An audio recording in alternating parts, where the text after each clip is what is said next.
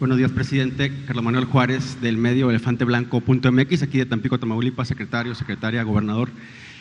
Presidente, en una primera pregunta, usted ha estado en los últimos, sobre todo, semanas hablando mucho de la memoria, de hacer bastante trabajo de cómo ha sido el pasado en este país. Y bueno, estamos en un estado en el que ha sucedido mucha violencia, muchos gobiernos, exgobernadores presos, algunos otros, en el caso de Cabeza de Vaca, en Estados Unidos.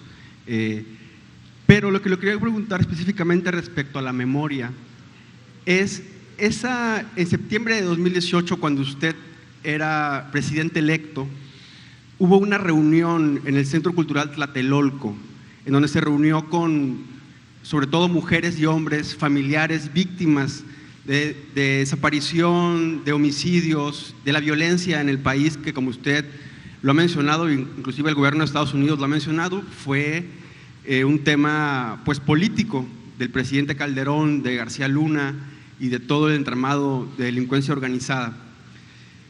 En esa reunión, presidente, usted hizo un compromiso, también estaba Alejandro Encinas, hoy subsecretario, Loreta Ortiz, hoy magistrada, en el que se proponía hacer un mecanismo más amplio de justicia transicional, de darle otro cauce a los dolores del país, a las madres, a los padres, a los hermanos, hermanas. Y sin embargo, presidente, cuando ya usted entró a ejercer el poder, se centró, digamos, en una comisión de la verdad respecto a los temas políticos, de la guerra sucia, y esos otros casos de la, digamos, guerra moderna o de la guerra que desató por el tema del crimen organizado quedaron pues de lado, presidente. Usted recibió un proyecto más amplio de este mecanismo en donde hubiera verdad, reparación, justicia. Inclusive lo pregunto también en el contexto de lo que ayer se mencionaba de este pacto con los criminales que desaparecen personas y que no dejan que se busquen a esas personas. La pregunta es, ¿qué reflexión tuvo, presidente, para que este mecanismo se centrara en los casos de guerra sucia vinculados con la política y en el caso Ayotzinapa, en donde hay comisiones de la verdad, y que no fuera un mecanismo más amplio con intervención de la ONU, de sociedad civil, es decir, que fuera un mecanismo realmente completo para las cientos de miles de víctimas de desaparición y de homicidio, y que hoy seguimos sin conocer mucha información, inclusive que los mismos criminales no quieren dar a conocer, pues porque tampoco hay un entramado legal que les permita a ellos una amnistía o beneficios legales. ¿Qué reflexión tuvo, presidente, para no aplicar este mecanismo? Es mi primera pregunta. Bueno, yo creo que tu enfoque no corresponde a lo que estamos haciendo. Sin embargo, respeto tu opinión. Nosotros estamos buscando que se imparta justicia y, sobre todo, no permitiendo que se repitan actos vergonzosos y dolorosos del pasado. La justicia es castigar a responsables, pero también es evitar la repetición, el prevenir, y eso es lo que hemos venido haciendo. Por ejemplo, así de manera muy clara, no permitimos, como era antes, la tortura, no permitimos la desaparición. El Estado no desaparece a ninguna persona. No se autorizan masacres, como era antes, desde el Estado. Si vemos el índice de letalidad, vamos a ver con mucha claridad la diferencia.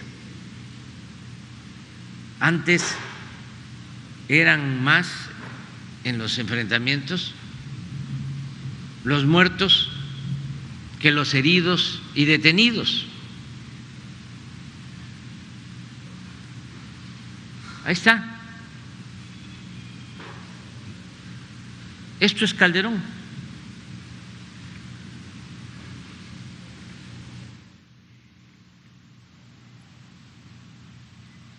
Cuando la guerra.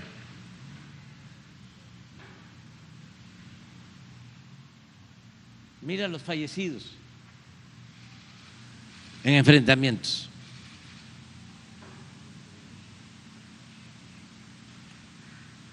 Heridos y detenidos. Ese índice de letalidad es muy claro. O sea, eran más los asesinados en enfrentamientos con las Fuerzas Armadas que los heridos y detenidos. Porque la consigna era rematar a heridos, barrer.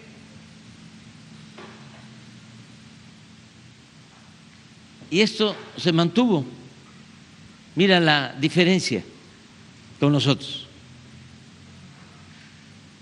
Son más heridos, detenidos, que los que pierden la vida. Esto es un indicador de que respetamos derechos humanos en la práctica. Por eso no acepto lo que sostienen algunas organizaciones de la sociedad civil, de la llamada sociedad civil, o también de las supuestas organizaciones no gubernamentales y también de organizaciones defensoras de derechos humanos, porque nos quieren meter en el mismo saco, en el mismo costal, y no somos iguales. Estamos atendiendo a todos, no hay impunidad.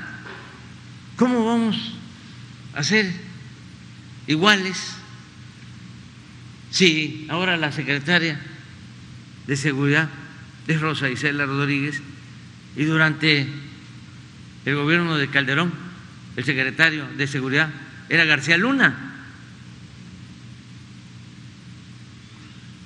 Entonces, no he cambiado. Estamos garantizando que haya justicia y lo vamos a seguir haciendo. Y no solo en casos dolorosos y emblemáticos, como la desaparición de los jóvenes de Ayotzinapa, y en otros casos.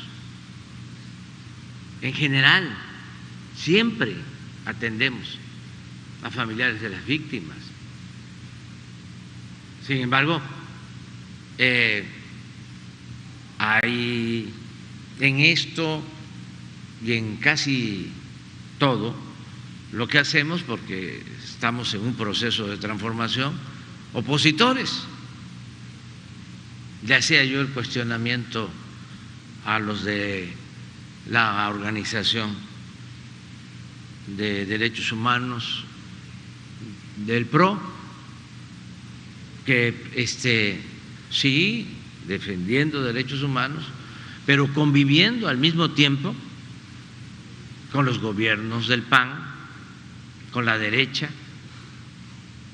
Y ahora que llegamos nosotros, que siempre, no de hace 10 años, 20 años, 30 años, no, desde hace 40 años o más, estamos defendiendo los derechos humanos, luchamos por la justicia. Entonces, no aceptamos el que se nos quiera calificar o tachar o medir con el mismo rasero. Sí estamos atendiendo y lo vamos a seguir haciendo. Es el mismo caso sobre la militarización, el acusar de que estamos militarizando el país. Lo que no dijeron cuando de manera ilegal, porque la Constitución no permitía que intervinieran ni la Marina ni la Secretaría de la Defensa en asuntos de seguridad pública, y lo hacían y participaban en operativos de seguridad pública. Entonces no decían nada, el país no estaba militarizado.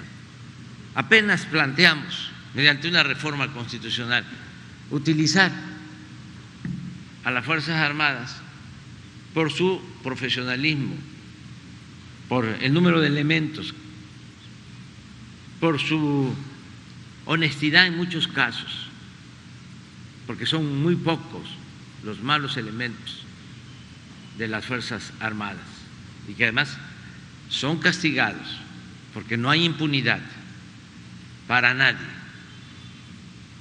A partir de que decidimos crear la Guardia Nacional para garantizar en Tamaulipas y en todo el país la seguridad, empieza una campaña, ¿no?, en contra, se está militarizando.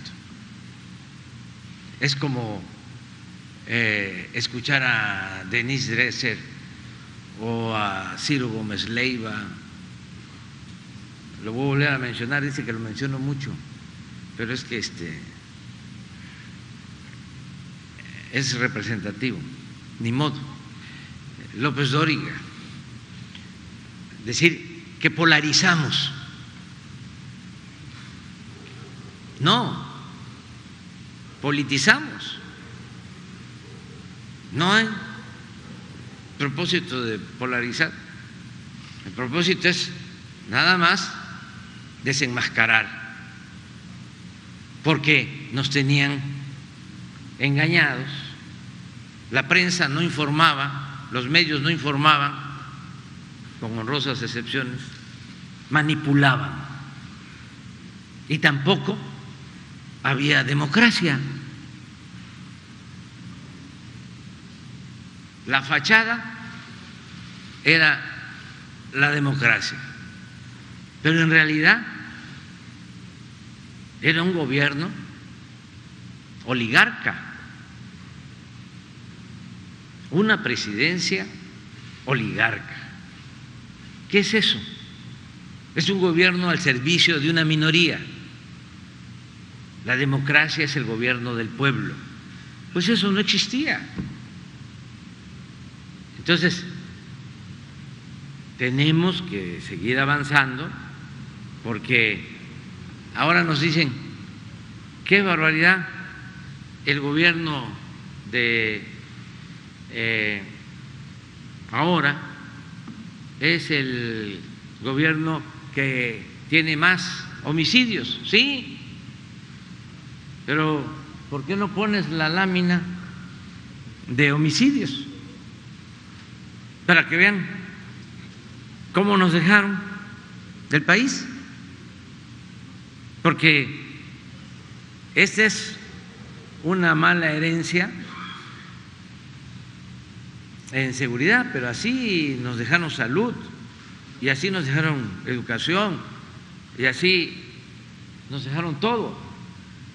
El país estaba en bancarrota, el país estaba inmerso en una decadencia, ni siquiera era una crisis, era una decadencia. Y por eso, frente a una decadencia, lo único que debía hacerse era llevar a cabo un proceso de transformación, arrancar de raíz la corrupción, y eso no les ha gustado a los que antes se sentían los dueños de México y son los responsables de la tragedia nacional. Deberían de estar ofreciendo disculpas aquí en Tamaulipas, lo que tú planteabas. ¿Cuántos gobernantes mediocres, ladrones? Por eso celebro que después de años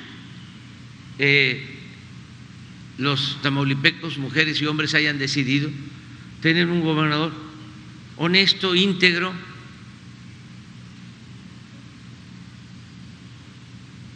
decente, no malandrín, para decirlo con toda claridad. Pero aquí está, porque ahora todos nuestros adversarios de la derecha dicen: ¿cuántos homicidios? Claro, si sumamos esto, da más que esto. Y desde luego que lo de Calderón, sí, nada más que miren cómo nos dejaron acá arriba. Y nos ha costado, porque ¿quiénes crearon las bandas, los cárteles que funcionan en todo el país? Pues estos. ¿Dónde están los cárteles creados por nosotros, tolerados por el gobierno de nosotros? No, se fueron consolidando por la impunidad y por las complicidades. Imagínense si el secretario de Seguridad Pública estaba al servicio del narcotráfico. Era un narcoestado. Nos ha costado mucho esto y esperamos que siga bajando. Este año está bajando poco, y todavía nos queda el año próximo, porque ya también están dando resultados los programas de bienestar, que son la base para poder pacificar al país, el atender a los jóvenes, el que tengan oportunidad de estudio, de trabajo, el que mejoren las condiciones de vida, el que haya bienestar, mejores salarios, empleo. Eso es lo que nos va a permitir vivir en una sociedad mejor y pacífica. Entonces, sí hemos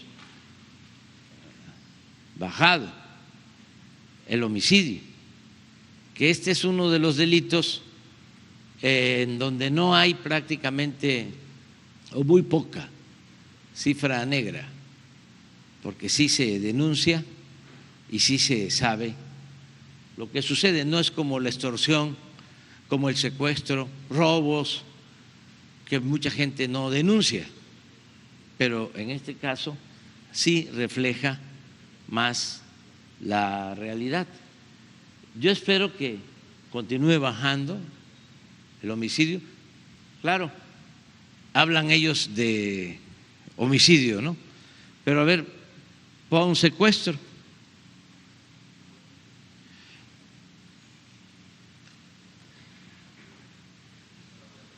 Si la tienen.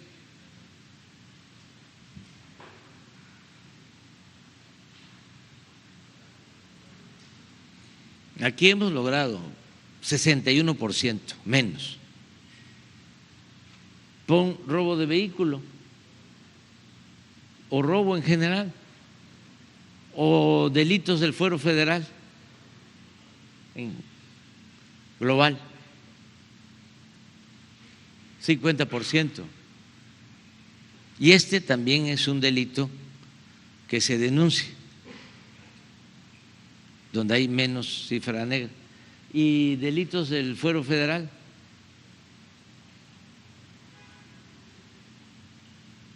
Entonces, estamos atendiendo a familiares de desaparecidos, a víctimas en general.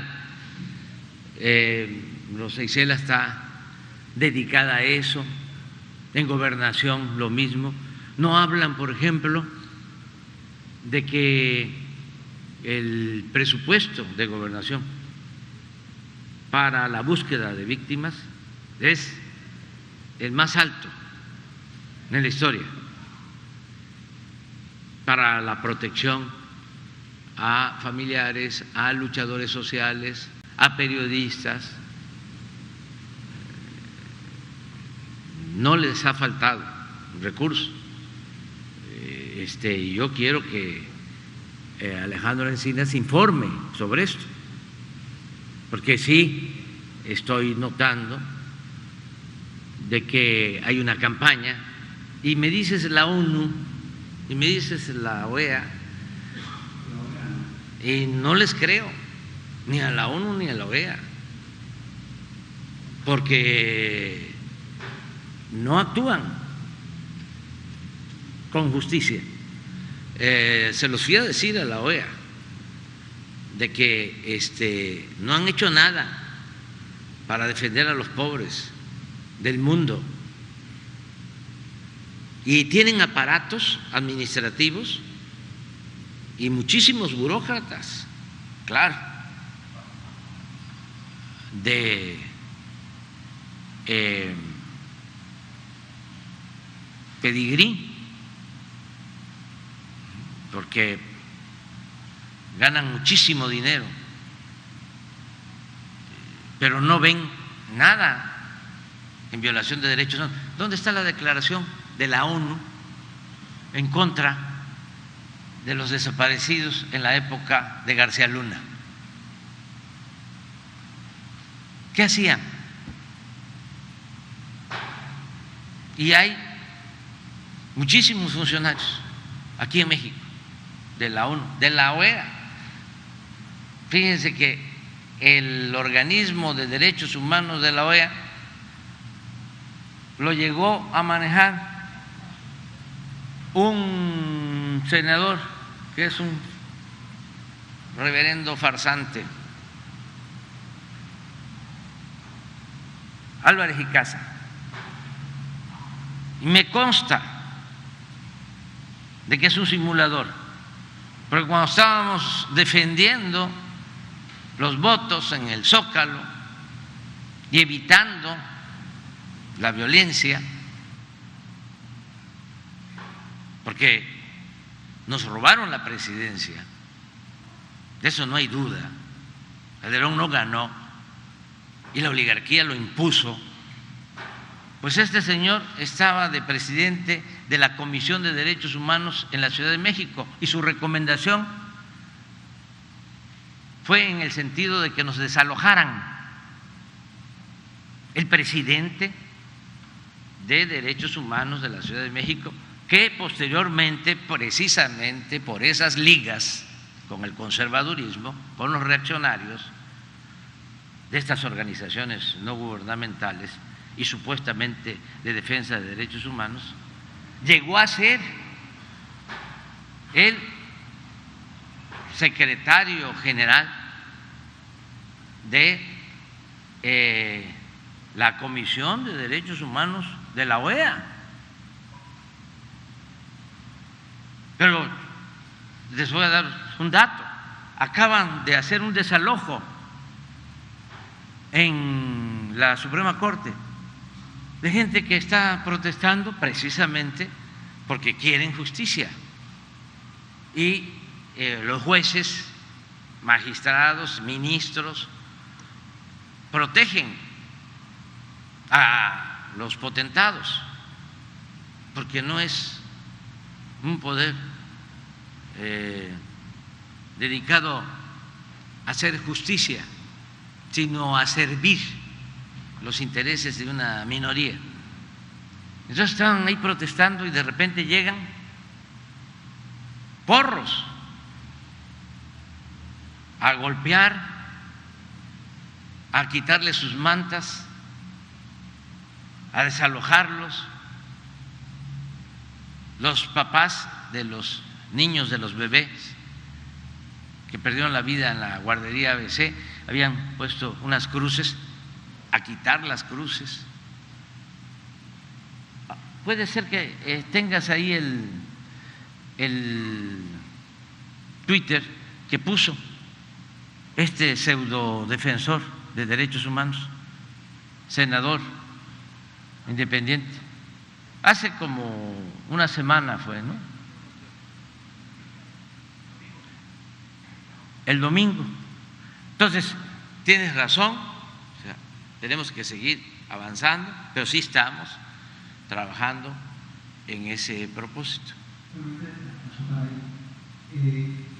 La pregunta es ¿por qué se usó, por qué eligieron el método que están eligiendo para atender a las víctimas y por qué no el método que se propuso en esa reunión? ¿Fue porque vieron que había, digamos, otros intereses detrás de las asociaciones civiles, del mismo Javier Sicilia? Un poco por eso la pregunta, ¿por qué este método y por qué otro método no? Puede ser porque, aunque es muy doloroso, a veces se abusa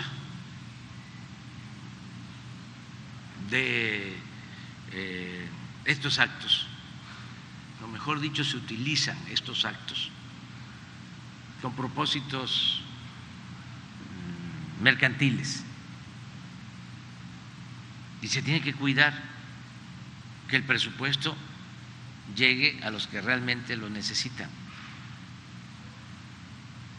Hay muchos casos, por ejemplo, ahora tenemos un asunto, hago un paréntesis, porque es muy bueno el debate contigo, es muy inteligente de tu parte.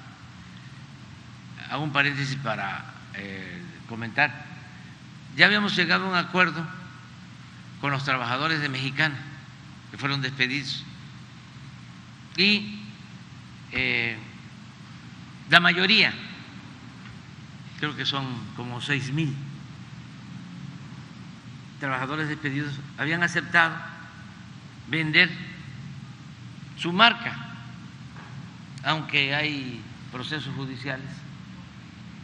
Y nosotros, como va a funcionar una nueva aerolínea que va a estar a cargo de la Secretaría de la Defensa, pero una aerolínea comercial,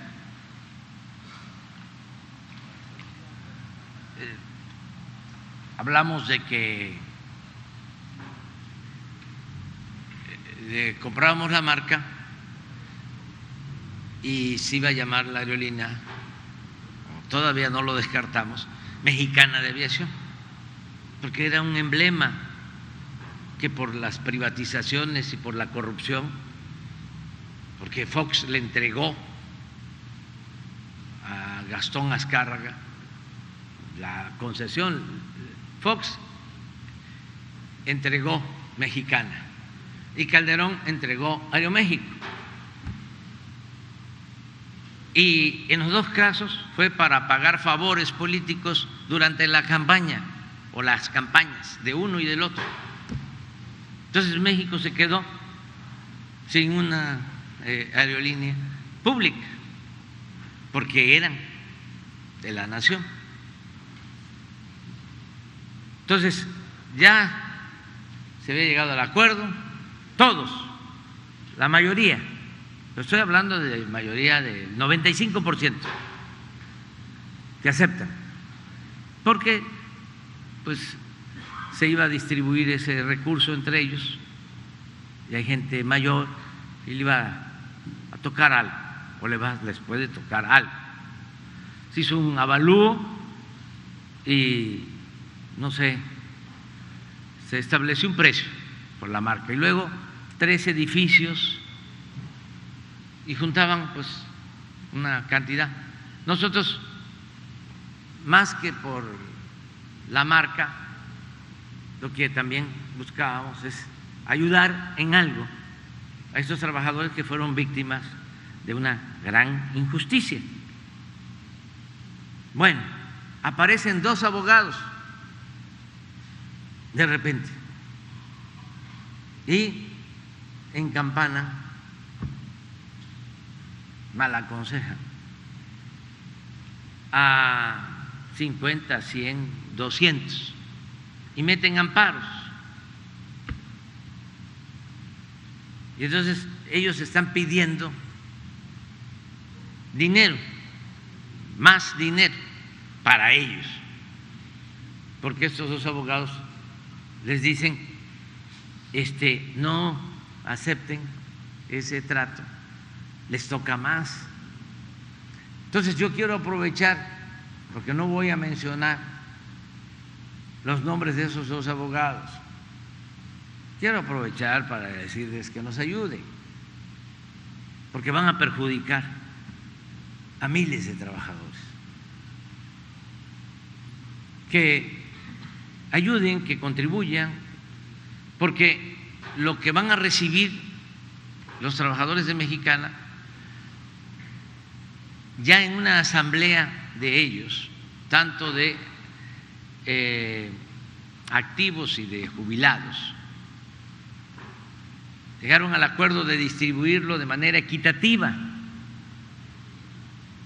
que les toque parejo. Entonces, con esos amparos no podemos hacer nada. Entonces les hago un llamado a esos dos abogados que nos ayuden, y también a los trabajadores que están aceptando esa asesoría, porque nosotros, ayer me lo planteó la secretaria del Trabajo, que habíamos pensado ya resolver esto porque tenemos que echar a volar la nueva línea aérea a finales de este año. Ya estamos haciendo todos los trámites y la firma del contrato con las empresas de aviones y todo. Y dijimos, pues vamos a resolver, pero se emproblemó por esta situación. Entonces le dije todavía a Luisa María, vamos a esperar un mes más,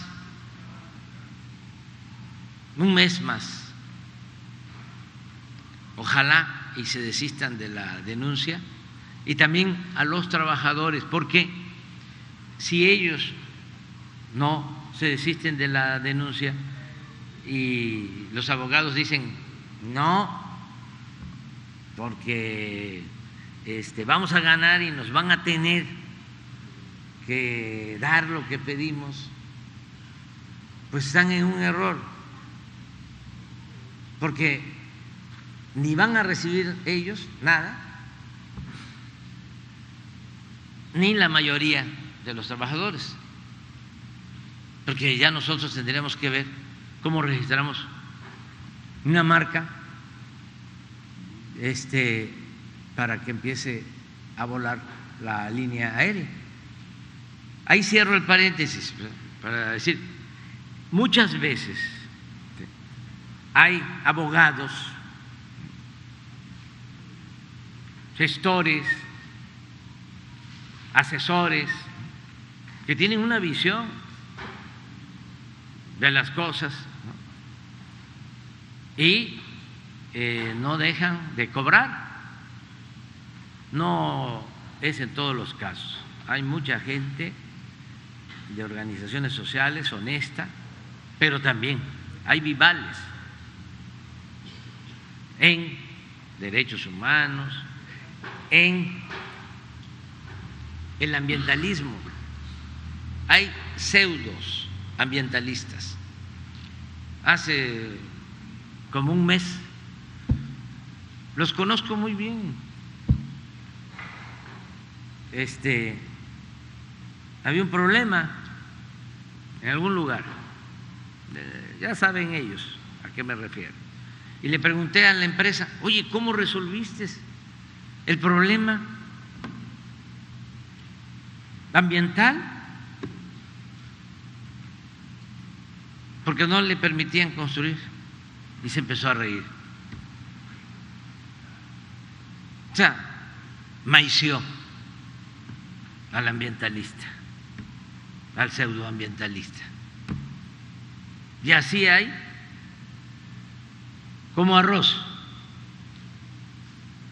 muchos aprovechados. Entonces, ¿no está el video? ¿El tweet? A ver. ¿Sí?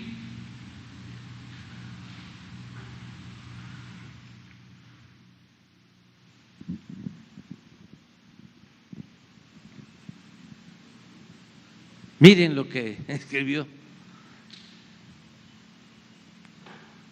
este genio. La gente se hartó y de manera pacífica presionó para desalojar a los provocadores.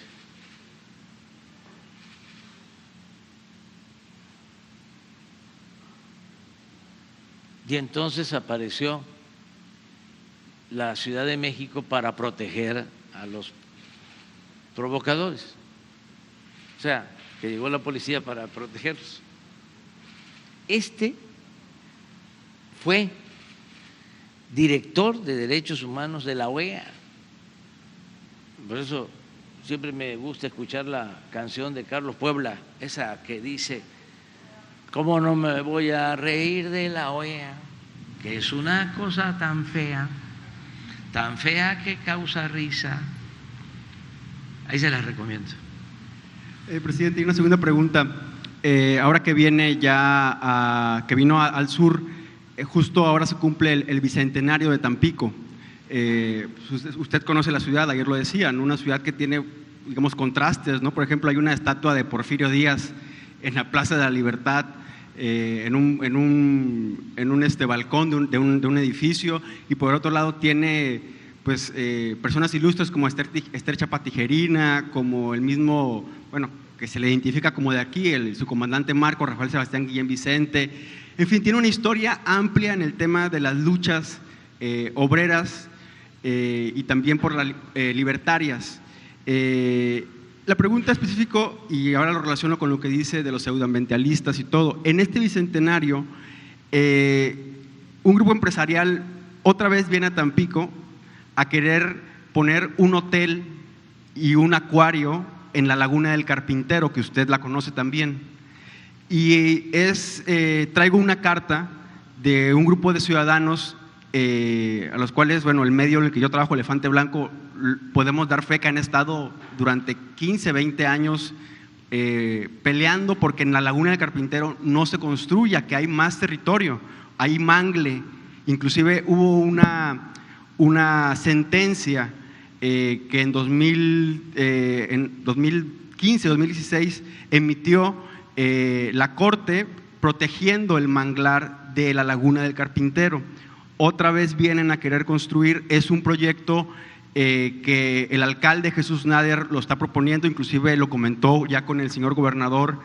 Sin embargo, ya hay una inquietud de la ciudad en el que no se proteja el manglar que está en la Laguna del Carpintero.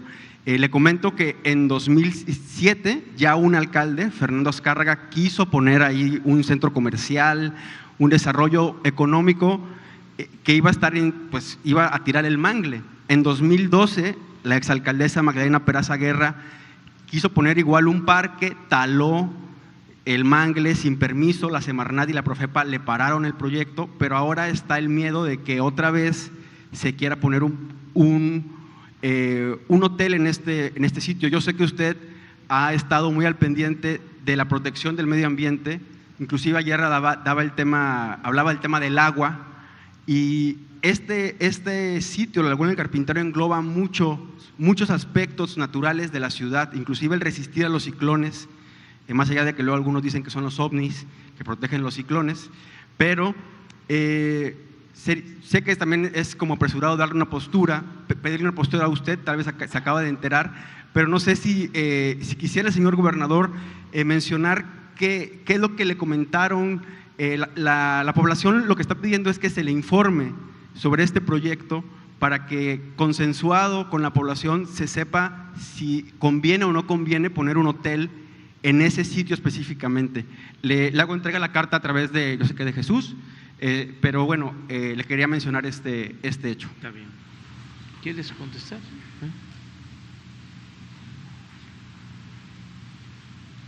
Sí, tenemos conocimiento.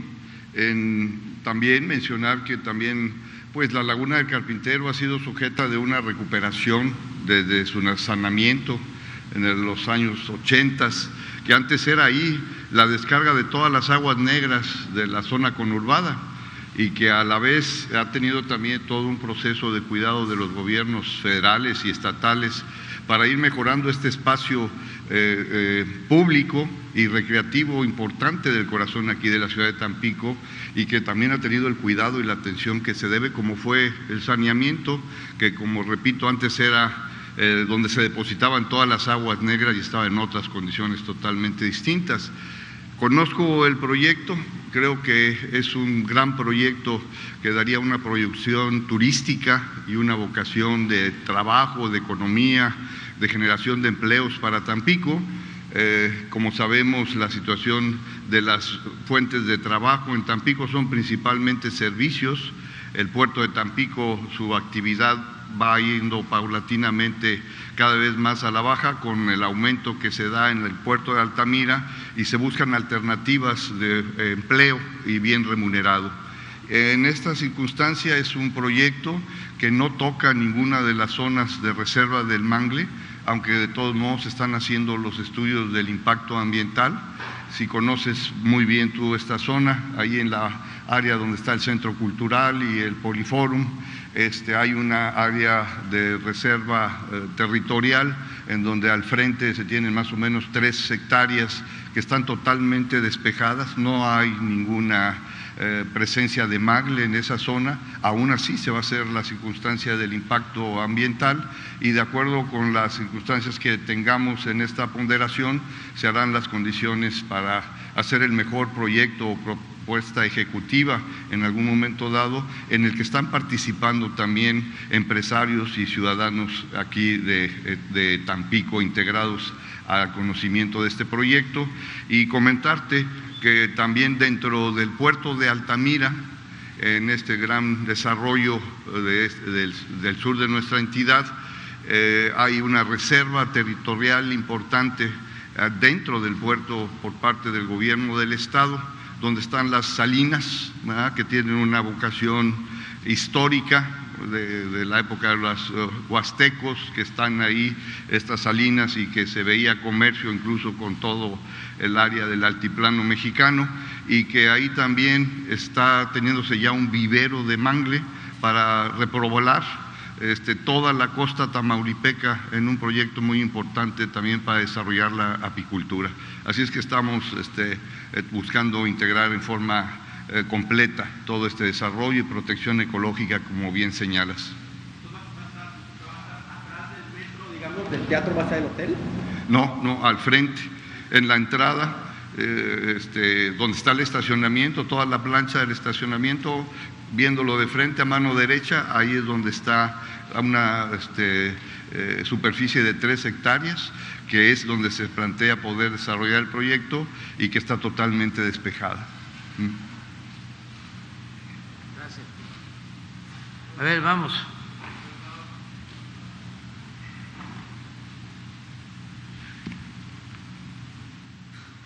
Señor presidente, muy buenos días. Soy un medio nacional, pero orgullosamente y originaria de aquí, de Tampico, Tamaulipas.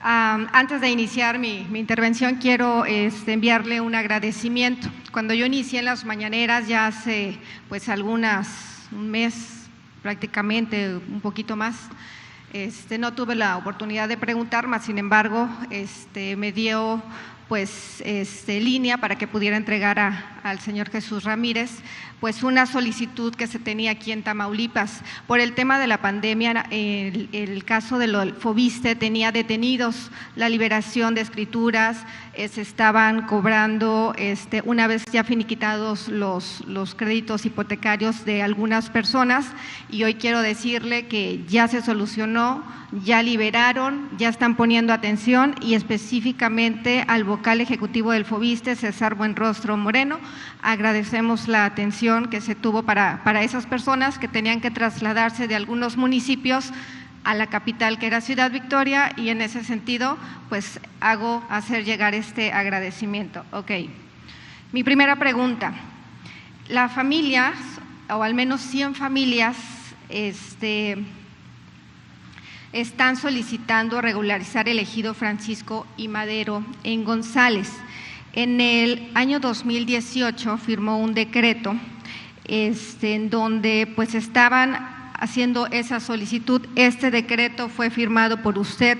Aún no han tenido respuesta, señor presidente. Han intentado pues abordar el tema con el gobernador del estado, no han tenido pues la oportunidad de llegar hasta el gobernador, y en ese sentido pues compartirle que son 100 familias que están esperando pues o que no cuentan con títulos parcelarios. Así me lo comparten compañeros de aquí de la Fuente de Tamaulipas, y están a cargo, o su representante es Liborio Castro Márquez, y en donde pues en este reportaje asegura que después de 52 años que fueron expropiadas estas tierras ejidales, hoy pues simplemente han cambiado de nombre a la presa Ramiro Caballero, y en ese sentido pues esperan tener algún acercamiento para poder pues ver la regularización o avanzar pues en el tema, insisto, de este decreto aprobado en el año 2018. Se lo hago llegar al señor Jesús. Ok. Mi tercera pregunta, en efecto, Tamaulipas, retomando algunos acontecimientos que han ocurrido en nuestra entidad. Tenemos 2 gobernadores en la cárcel, ya sabemos que son de otras administraciones. No tenemos respuesta de 2 periodistas que fueron asesinados aquí en Tamaulipas. Aquí está uno de sus hijos, el periodista Carlos Domínguez recordará el caso en Nuevo Laredo. El más reciente acontecimiento del periodista asesinado Antonio de la Cruz.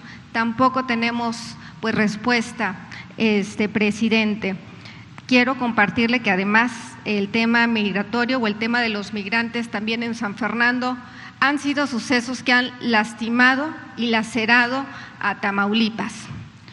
Hace unos días se abordó aquí en la mañanera este pacto social ante la desesperación de las madres buscadoras que están pidiendo hacer este pacto con el crimen organizado para que las desapariciones pues dejen de existir, dejen de ser como tal.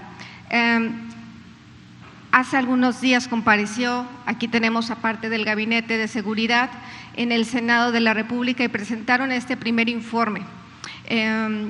Convencieron a algunos legisladores, no vamos a decir nombres, de esta estrategia de seguridad que se está llevando a cabo.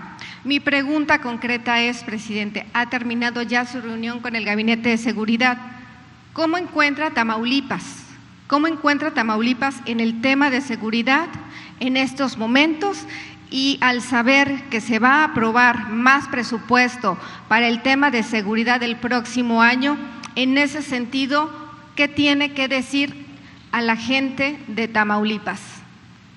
Bueno, mira, qué bien que me haces esa pregunta y te referiste a un pronunciamiento, creo que de hace 2 o 3 días.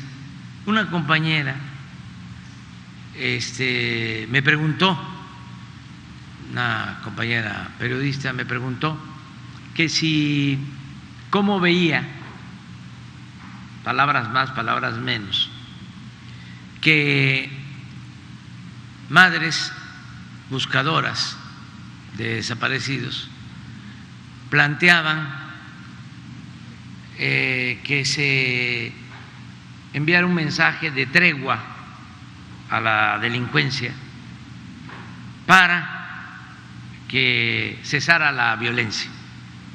Así fue más o menos. Lo que dije es de que yo estaba a favor de cualquier medida que nos permitiera vivir en paz. La pregunta siempre me pareció tendenciosa, pero no podía yo decir, fíjense que no queremos ningún acuerdo con la delincuencia, como decían los otros presidentes. No me va a temblar la mano, los vamos a derrotar. Así, esas balandonadas, ¿no?, en asuntos tan serios. Yo también, pues ni modo de decir, no tenemos acuerdo ni queremos tenerlos con quien por su propia voluntad decida actuar de manera responsable, ¿no?, y humana. Al día siguiente, en el periódico Universal, para que vean a la manipulación a que estamos expuestos, cómo tenemos que andar a las vivas. Por eso cada vez estoy más convencido de dos cosas. Primero, que no había democracia en México, que era una oligarquía con fachada de democracia. Y segundo, de que en México no hay medios de información, sino medios de manipulación. Así, con honrosas excepciones. Los medios convencionales más importantes están al servicio de las minorías. Y ahora, como ya no mandan, se lanzan con todo.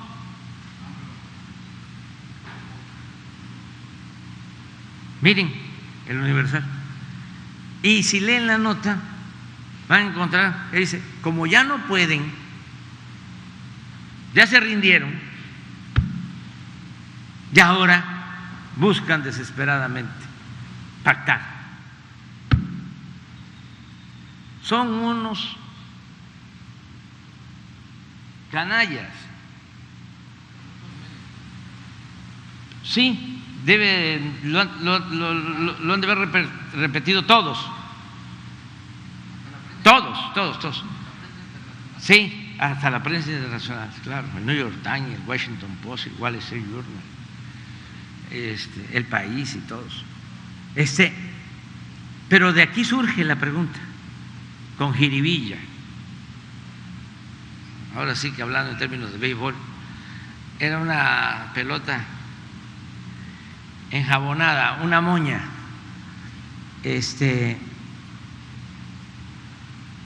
Entonces, esa es mi respuesta. O sea, claro que nosotros ayudamos en todo lo que tiene que ver con la paz, pero la responsabilidad de garantizar la paz, la tranquilidad, es del Estado mexicano.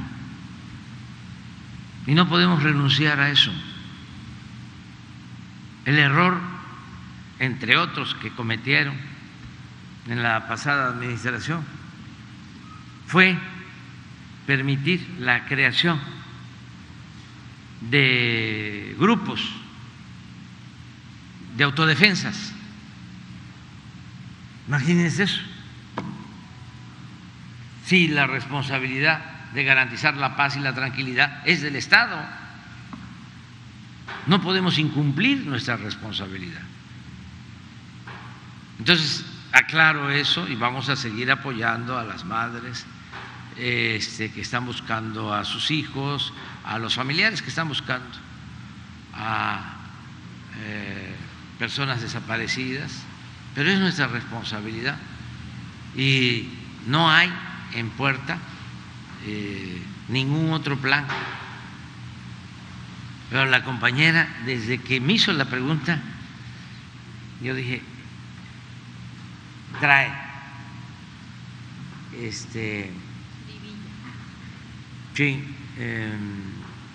mala fe, porque ella seguramente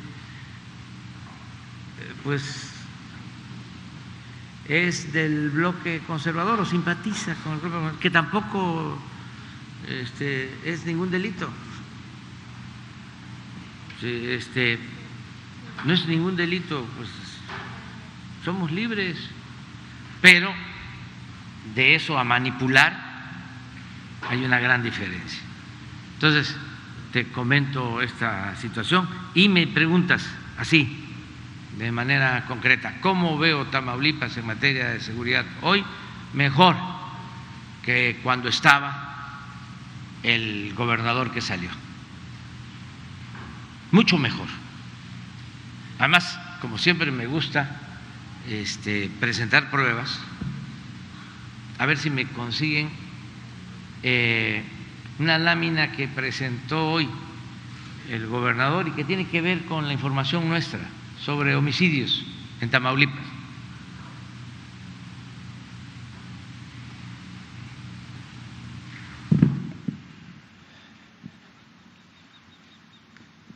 Así estaba Tamaulipas.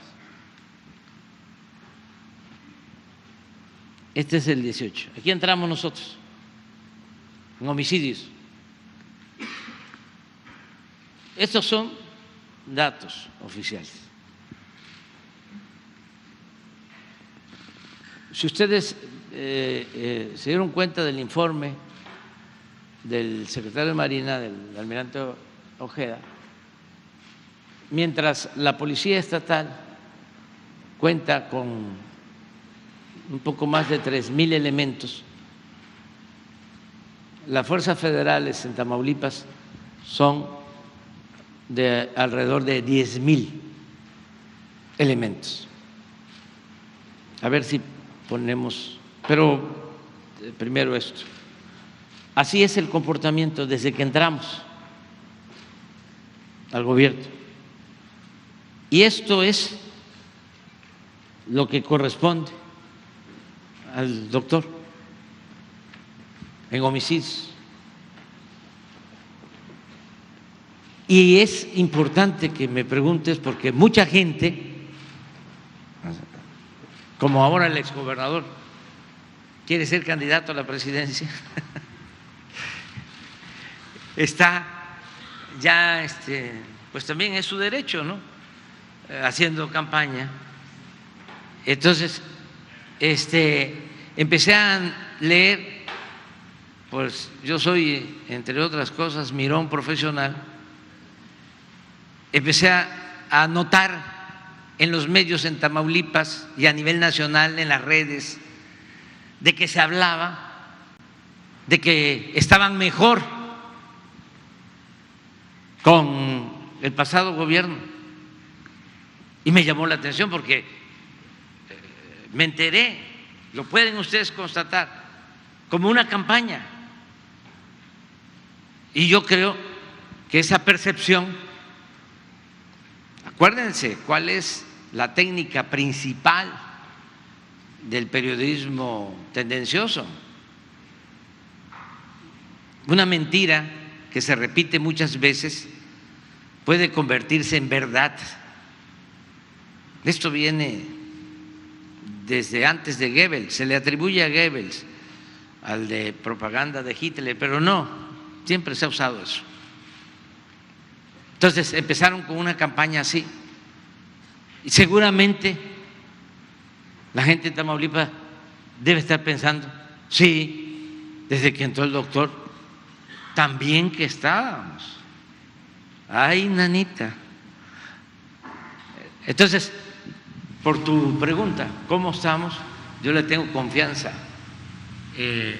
al gobernador y considero que vamos bien. A ver, pero vamos a que haya igualdad de género. ¿Tú de dónde eres, compañero? Ándale. Y luego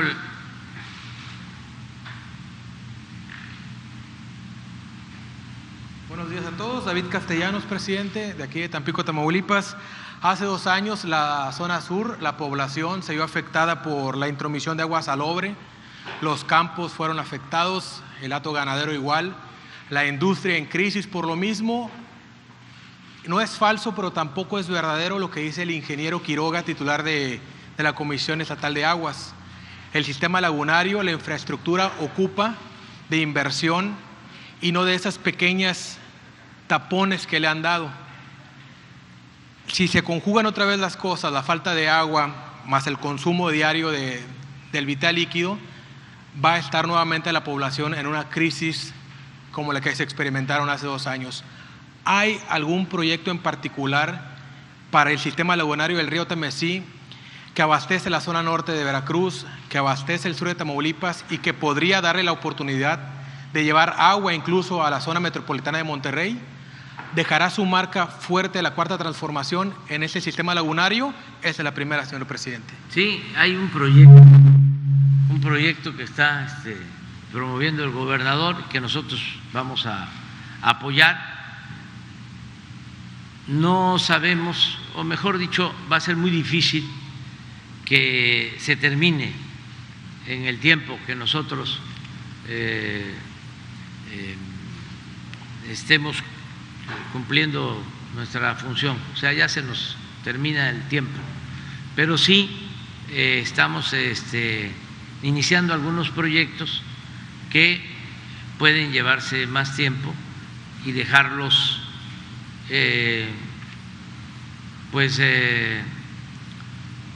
acordados.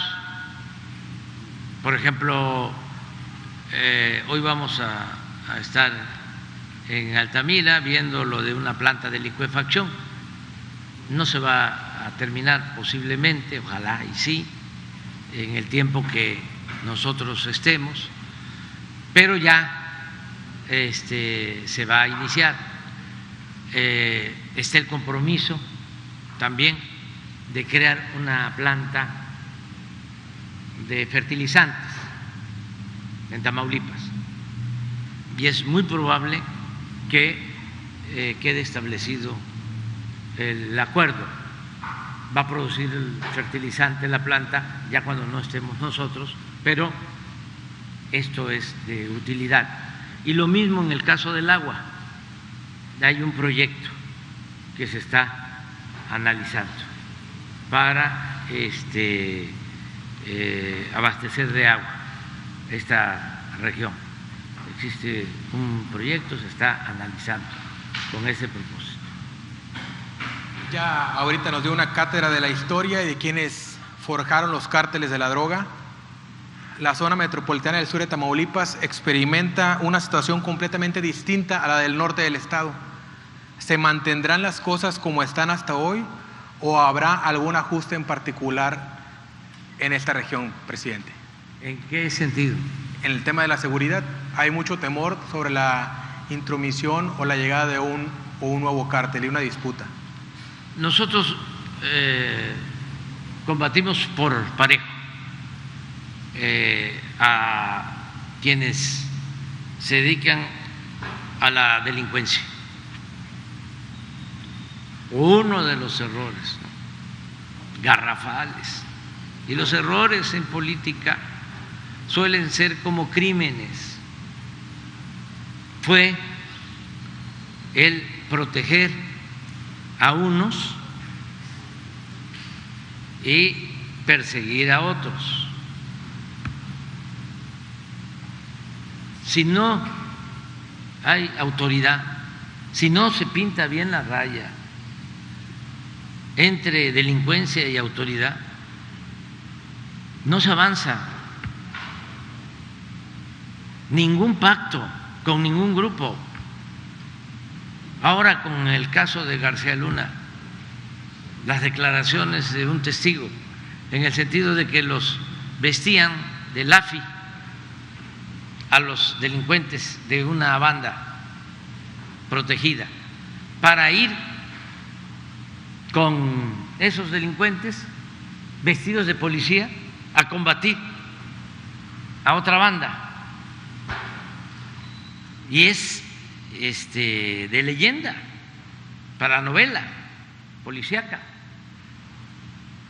lo que confiesa el testigo, que le comenta otro delincuente. Esto quiere decir que nosotros trabajamos para el gobierno, ya cuando está disfrazado de AFI. No te equivoques. Nosotros no trabajamos para el gobierno trabaja para nosotros.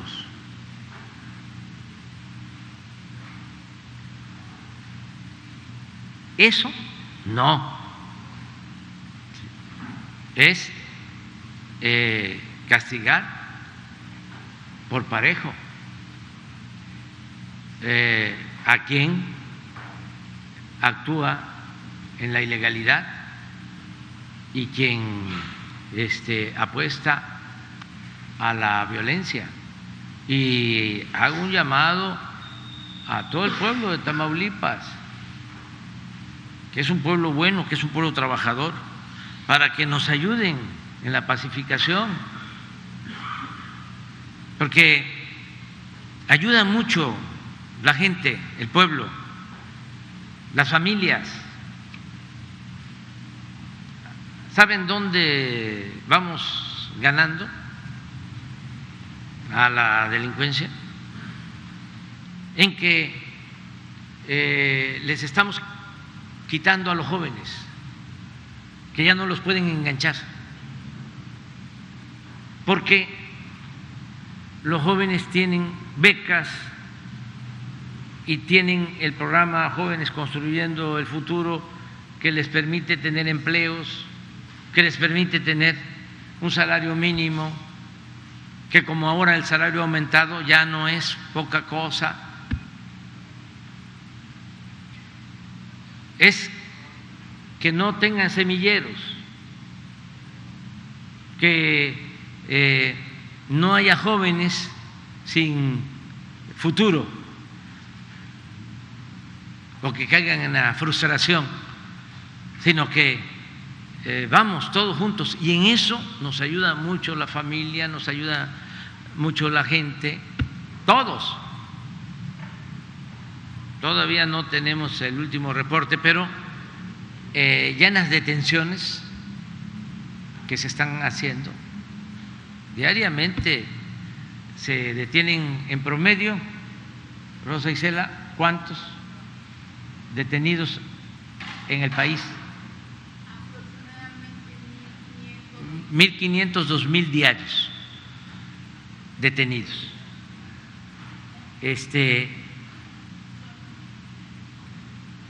Pero ya estamos viendo menos jóvenes y ya tengo el reporte, por ejemplo, de que hay menos deserción escolar en el nivel medio superior, en las preparatorias, están abandonando menos la escuela. Esto tiene que ver con todo lo que se está haciendo. Entonces, eso es lo que te puedo comentar sobre el agua y sobre la seguridad. Muy bien. A ver, Sara.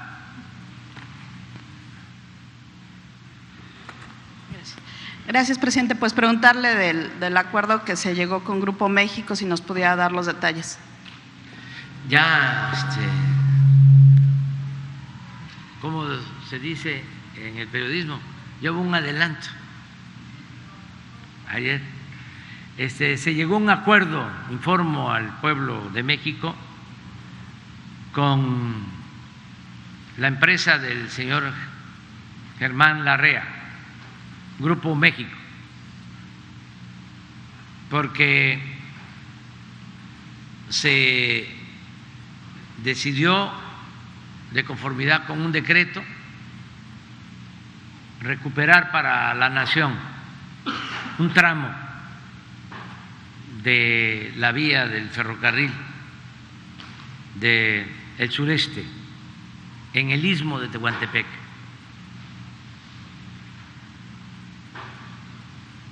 Y se llegó al acuerdo de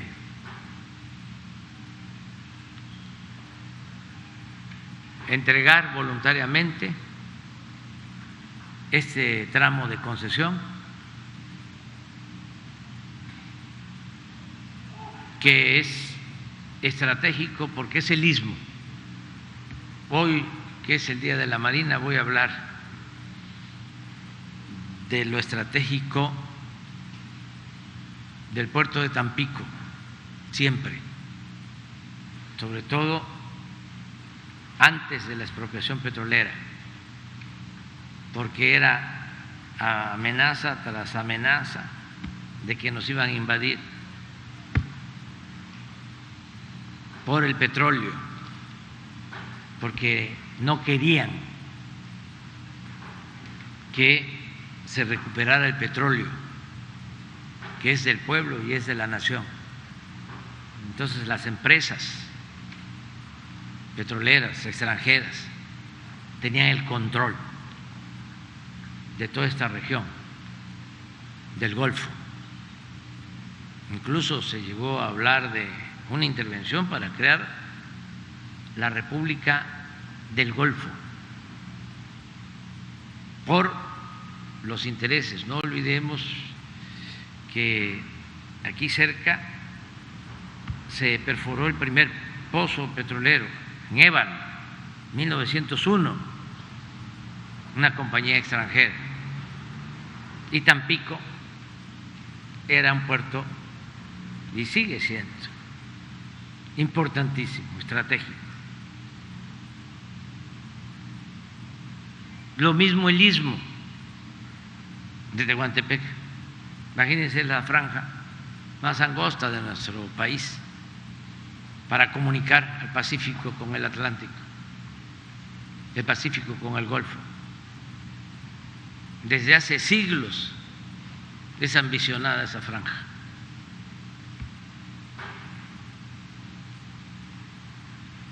Y por eso fue el decreto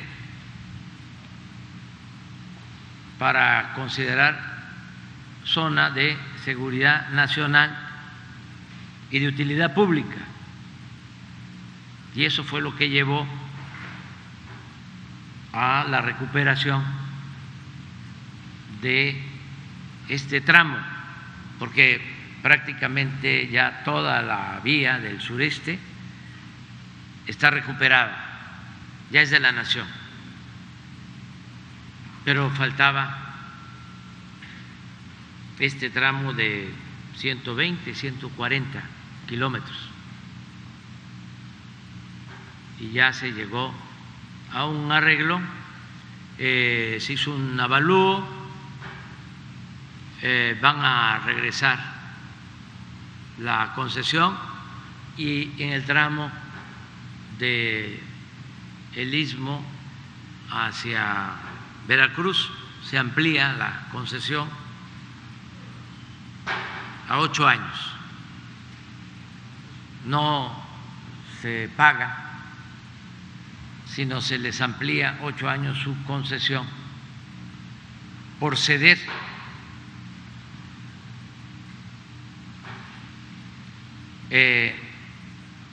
el tramo del istmo. Ayer.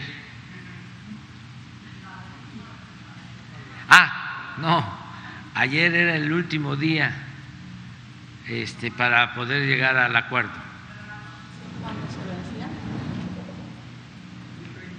2036, son 8 años más, va a ser 2044. ¿Por qué no pones el plano del... sí? Para que fue un buen acuerdo, porque ya la Secretaría de Marina va a operar todo el ferrocarril del istmo Ahora van a ver lo que le va a corresponder manejar a la empresa pública de la Secretaría de Marina. Es el ferrocarril, son los 2 puertos, 3, 4, Puerto Chiapas, Salina Cruz, Coatzacoalcos y Dos Bocas. Hay otro sobre el tramo en particular. Sí, sí.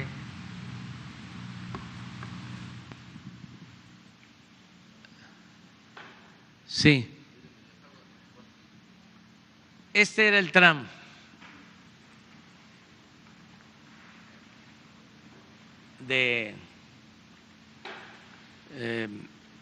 Concesionado a Grupo México. Y de aquí para acá, de la Nación, todo esto de la Nación. Aquí no. Y sí, de aquí, todo. Palenque, y aquí viene el Tren Maya, todo de la Nación.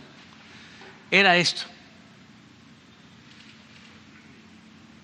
128 kilómetros más anexos. 180 en total. Entonces, este fue el acuerdo y creo que es benéfico. Además, es un asunto, repito, de seguridad nacional. Ayer decía que nosotros no nos metemos en las confrontaciones internacionales de potencias, pero queremos mantener intacto, íntegro nuestro territorio, nuestra soberanía. Y es un proyecto muy importante porque se trata de unir el Pacífico con el Golfo. Estamos hablando nada más de 250, 300 kilómetros. Y estamos invirtiendo. Ya para agosto está terminada la nueva vía y va a empezar ya a funcionar el tren de carga y luego de pasajero. Y lo mismo para acá, estamos rehabilitando la vía, y lo igual hasta Palenque, y el Tren Maya son en total 1,548 kilómetros, que ya comprende Tabasco, Chiapas, Campeche, Yucatán y Quintana Roo. Todo esto. Esta región, con todos estos proyectos, porque aquí estamos en Salina Cruz, rehabilitando la refinería que existía, y estamos construyendo una nueva planta coquizadora. En Coatzacoalcos, Minatitlán, se está también modernizando la refinería, se están ampliando los puertos de Coatzacoalcos, Salina Cruz, con rompeolas, es un puerto con bastante calado, y aquí, en todo este corredor, ya se tienen 10 parques industriales para que se puedan crear empleos. Entonces, por eso necesitábamos esto.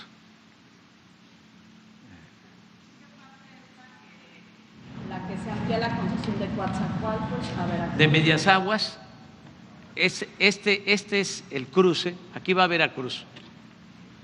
Esta concesión la tienen ellos. De Medias Aguas a Veracruz, sí. Y pero tenían hasta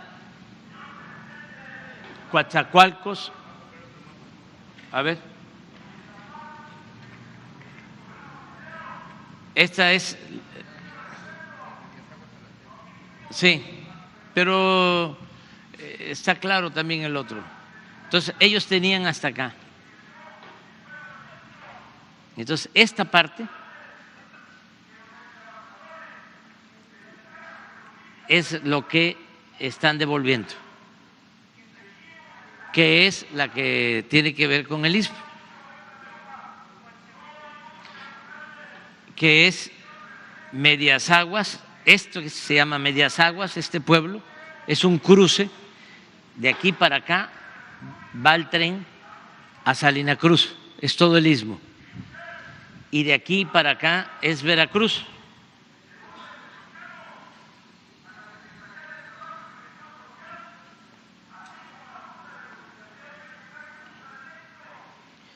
Y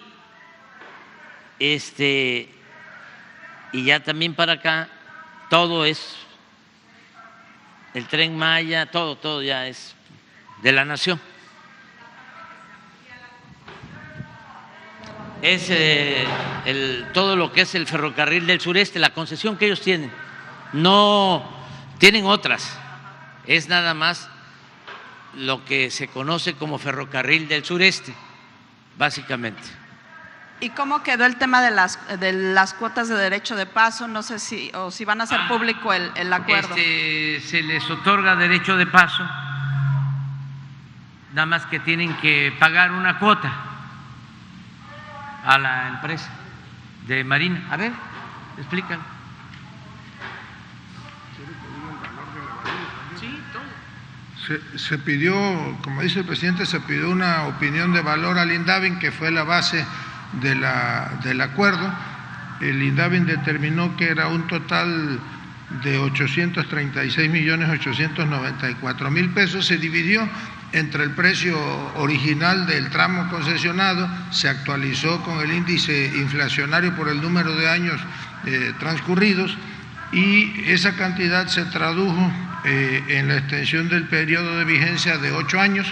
Se combinó también el pago de una cuota por derecho de paso, que es de 4 pesos con 10 centavos por vagón y de 8 pesos con 15 centavos por las locomotoras que pasen, y se les reconoce también el derecho de paso que tienen entre Coatzacoalcos o entre Medias Aguas y Salina Cruz, pero es un derecho de paso que se identifica en el mundo de los ferrocarriles como tipo túnel, porque ellos no pueden bajar o subir mercancías, sino que será directo desde Medias Aguas a Salina Cruz, y ahí sí tienen el permiso en el puerto, ya lo tenían, para subir carga y llevarla hasta el otro puerto pagando su tarifa. Sí, ya se firmó anoche, ayer a las 7 de la noche se firmó la empresa Ferrosur, la Secretaría de Marina, el secretario de Hacienda y el servidor. Ya está resuelto.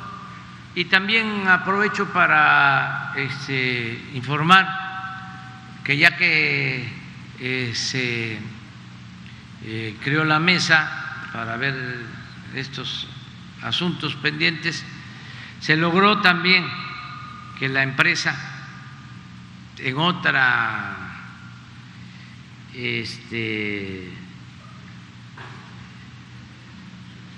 subsidiaria, sí, levantara una demanda que habían interpuesto contra el Tren Maya. Sí, entonces fue un arreglo muy favorable. Yo estoy muy contento porque es el rescate de una vía del ferrocarril en una región estratégica. Regresa a la nación este bien. Ya con este bien hemos recuperado más de 2.000 kilómetros concesionados de vías férreas. Y yo espero terminar mi mandato entregando 2.000 kilómetros de vías férreas con trenes de pasajeros. Eso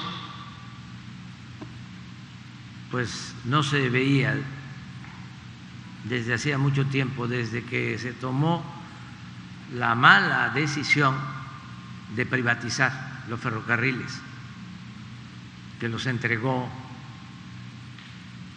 Ernesto Zedillo, concesionó todo el ferrocarril del país y desaparecieron los trenes de pasajeros y quedaron nada más trenes de carga. Entonces, regresa el tren, regresa el ferrocarril de pasajeros. Y espero que, como hablamos aquí, estamos sentando las bases y hacia adelante se siga. Imagínense que tengamos comunicación de nuevo como era antes por ferrocarril, y es posible hacerlo. ¿Qué les parece si nos vamos a desayunar? Es que nos vamos a seguir viendo, vamos al acto del Día de los Marinos. Lo bueno es que yo soy como ustedes también del trópico y hablamos fuerte, y entonces ya sé, pues, no es que estén enojados, no me están reclamando nada, esa es la forma en que nos expresamos nosotros. Pero son también muy solidarios y vámonos a desayunar.